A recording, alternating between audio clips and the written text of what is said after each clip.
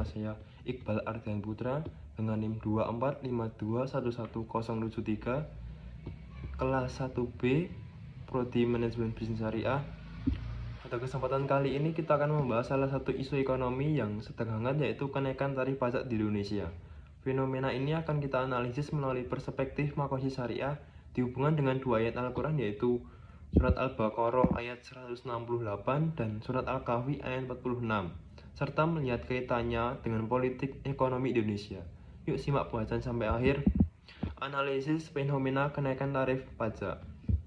Pemerintah Indonesia menaikkan PPN atau pajak pertambahan nilai dari 10% menjadi 11% pada tahun 2022 dan rencananya akan dinaikkan lagi menjadi 12% di masa mendatang. Kebijakan ini dilakukan untuk meningkatkan penerimaan negara pasca pandemi COVID-19 yang telah melemahkan keuangan negara.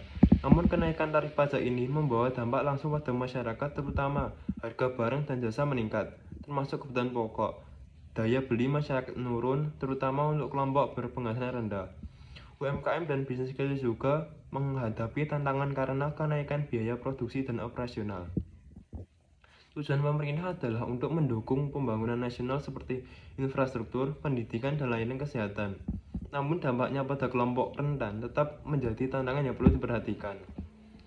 Yang ketiga, hubungan dengan makosid syariah. Dalam perspektif makosid syariah, kebijakan pajak dapat dianalisis melalui beberapa prinsip berikut.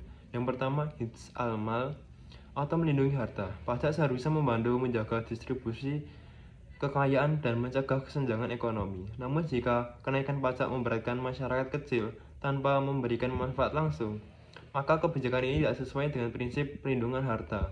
Yang kedua, hifz anfas atau melindungi jiwa. Dampak kenaikan pajak pada warga kebutuhan pokok dapat mempengaruhi kesejahteraan masyarakat, terutama kelompok rentan. Prinsip syariah mengajarkan bahwa kebijakan ekonomi harus memastikan kebutuhan dasar seperti makanan, kesehatan, dan pendidikan tetap terjangkau. Yang ketiga, keadilan dan maslahat. Pajak harus dikelola dengan prinsip keadilan dan transparansi, sehingga masyarakat bisa merasakan manfaat nyata dari pajak yang mereka bayarkan. Yang keempat, ayat Al-Quran yang relevan dengan isu ini, yaitu Surat Al-Baqarah ayat 168 yang berbunyi, Ya ayuhan nasu kulu mimma fil ardi halalan thayyiban wa la tattabi'u khutuwatis syaitani innahu aduwwum mubin. Yang artinya, wahai manusia, makanlah dari makanan yang halal lagi baik yang terdapat di bumi dan janganlah kamu mengikuti langkah-langkah setan. Sungguh ia musuh yang nyata bagimu. Ayat ini mengajarkan bahwa manusia diperintahkan untuk mencari harta dan penghasilan yang halal dan baik. Dalam konteks ini, pajak yang dipungut pemerintah harus digunakan untuk maslahat umat, seperti mendukung kesejahteraan dan menciptakan kebutuhan dalam memenuhi kebutuhan dasar rakyat. Dan yang kedua, Surat Al-Kahfi ayat 46 yang berbunyi, Al-malu wal banu zinatul hayatid dunya wal baqiyatus sholihatu khairun inda rabbika sawaba wa khairun amalan. Yang artinya, harta dan anak-anak adalah perhiasan kehidupan di dunia, tetapi amal kebajikan yang kekal adalah lebih baik pahalanya di sisi Tuhanmu serta lebih baik untuk menjadi harapan. Ayat ini mengingatkan bahwa harta hanyalah alat, bukan tujuan. Dalam kebijakan ekonomi seperti pajak, pemerintah harus memastikan bahwa penggunaan harta negara fokus pada amal kebajikan yang berdampak jangka panjang, seperti pembangunan fasilitas publik, pendidikan, dan kesehatan masyarakat. Dan yang kelima, politik ekonomi di Indonesia. Sekarang kita lihat skala nasional. Pajak merupakan sumber utama pendapatan negara, menggantikan ketergantungan pada utang luar negeri. Dengan tarif pajak, pemerintah berharap dapat mendanai pembangunan nasional seperti infrastruktur, pelayanan, kesehatan, dan subsidi pendidikan.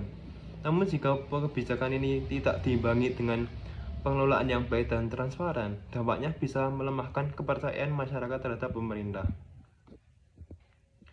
Dan yang kedua, skala internasional. Di tingkat global, Indonesia menghadapi tantangan ekonomi seperti fluktuasi harga komoditas, inflasi, dan dampak geopolitik. Dengan penerimaan pajak yang kuat, Indonesia bisa memperkuat stabilitas ekonomi dan posisinya dalam kerja sama internasional seperti G20 dan ASEAN. Dan yang terakhir, kesimpulan. Kesimpulannya yaitu kenaikan tarif pajak di Indonesia adalah kebijakan strategis untuk memperkuat ekonomi negara. Namun kebijakan ini harus dilaksanakan dengan keadilan, transparansi, dan fokus pada maslahat umat dalam perspektif wajib syariah. Dan berdasarkan ayat Al-Quran yang kita bahas, kebijakan ekonomi seperti pajak harus mendukung kesejahteraan masyarakat, terutama mereka yang rentan. Terima kasih sudah menonton vlog ini, semoga bermanfaat. Jika ada pertanyaan atau pendapat, tuliskan di kolom komentar. Terima kasih. Wassalamualaikum warahmatullahi wabarakatuh.